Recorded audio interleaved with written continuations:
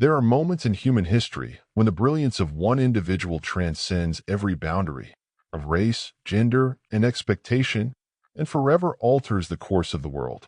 The story of Katherine Johnson, the Black woman whose mind guided America's journey into the stars, is one such story.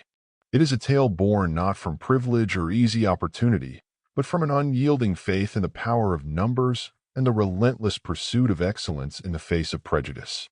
Her genius helped build NASA's foundation for human spaceflight. Yet for decades, her contributions were buried beneath the weight of racism and sexism that defined much of 20th century America.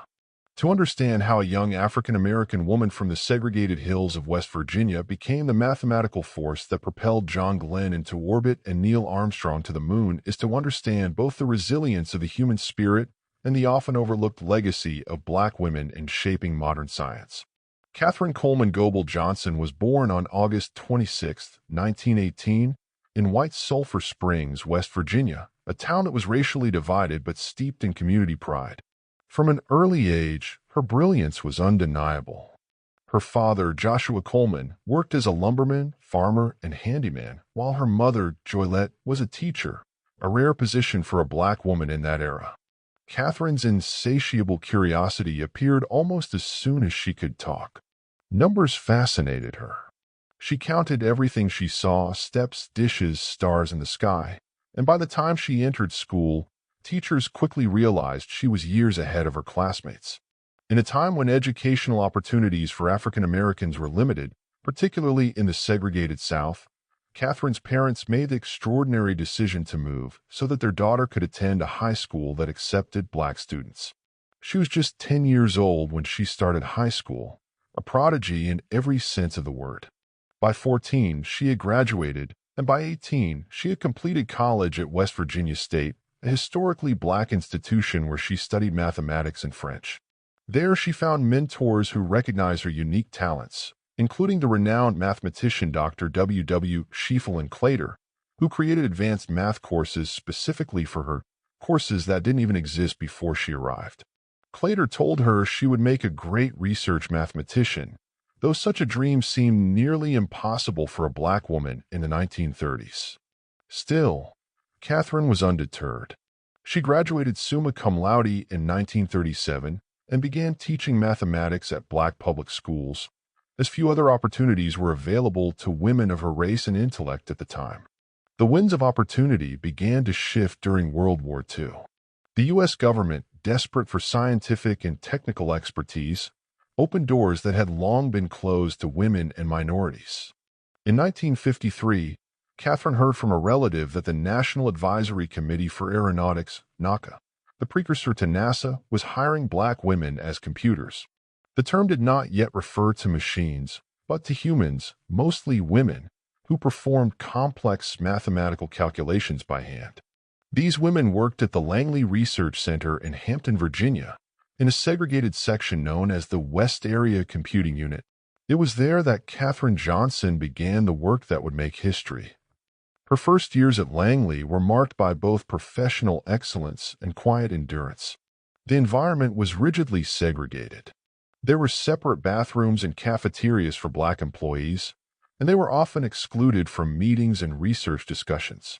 Yet, Katherine's brilliance was impossible to ignore. Her precise calculations and fearless questioning of assumptions quickly distinguished her from her peers. She refused to let racism silence her intellect. When told that women were not allowed in certain meetings, she simply asked, "Is there a law against it?" and kept showing up until they stopped questioning her presence. Her persistence paid off when she was assigned to the Flight Research Division, where she worked on complex flight trajectories and aerodynamics that would later prove vital to the space race. The dawn of the space age brought both urgency and opportunity. The Soviet Union's launch of Sputnik in 1957 stunned the world and ignited America's determination to catch up. NASA, formed in 1958 from NACA, became the epicenter of that effort. Katherine's mathematical skills were soon indispensable to America's space ambitions. Her calculations of orbital trajectories, launch windows, and emergency return paths formed the backbone of Project Mercury, the United States' first human spaceflight program. When astronaut John Glenn prepared for his historic orbit around Earth in 1962, he refused to trust the electronic computers that had just been introduced. "Get the girl to check the numbers," Glenn said, referring to Katherine. "If she says they're good, then I'm ready to go." Glenn's faith in her work was a profound acknowledgement of her expertise, though history would take decades to recognize her name. Katherine Johnson's role did not end there. Her work extended into the Gemini and Apollo programs, where her calculations helped synchronize spacecraft during lunar missions and ensure the safety of astronauts returning from space. She contributed to the trajectory analysis for Apollo 11, the mission that first landed humans on the Moon in 1969, and to the critical computations that saved the Apollo 13 crew after an oxygen tank explosion crippled their spacecraft. Behind the heroic images of astronauts in spacesuits were the invisible equations of a black woman whose mind had mapped the heavens with stunning precision. Yet, for much of her career, Katherine Johnson and her colleagues, Dorothy Vaughan and Mary Jackson among them, remained hidden figures in NASA's official story. Their accomplishments were buried beneath institutional racism and gender bias that dominated mid-century America. In the segregated South, black women scientists were anomalies, often denied recognition or fair pay. Despite their undeniable brilliance, they were forced to use colored restrooms and often had their names omitted from research papers. For Katherine, however, her focus remained steadfastly on the work. "We always worked as a team," she once said, "and it was always about the numbers." Her humility did not mask her awareness of history. Katherine knew she was doing something extraordinary, not just for NASA, but for Black America. In an era when Jim Crow laws sought to confine Black achievement to the margins, she was proving that intellect knew no color. Her success became a quiet act of rebellion against a system designed to overlook her. When President John F. Kennedy declared that the U.S. would land a man on the moon before the decade's end, it was people like Katherine Johnson who turned his dream into a navigable equation.